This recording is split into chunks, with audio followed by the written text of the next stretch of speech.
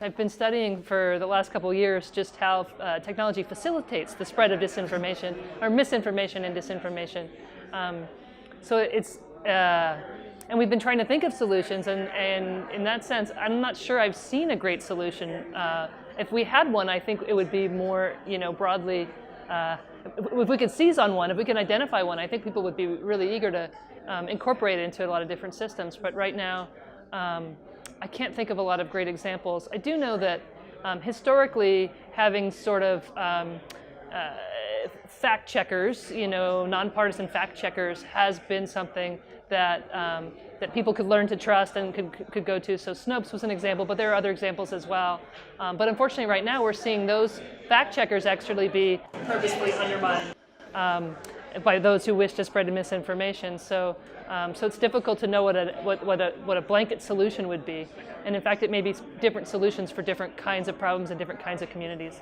I would say this is absolutely not a blip. I think this is going to be a long-term problem, and I'm not sure that there's a simple or even a complex technological solution.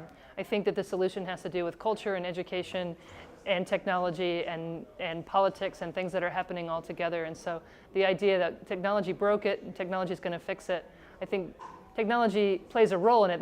They didn't completely cause the problem, but clearly the platforms could have been designed differently. But at the same time, I don't think there's a simple patch that they're going to be able to put on these platforms to stop this problem.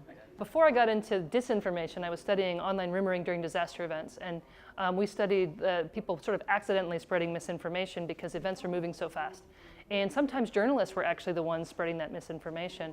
A lot of times it was because they felt the pressure to go as fast as the crowd because they didn't want to be irrelevant.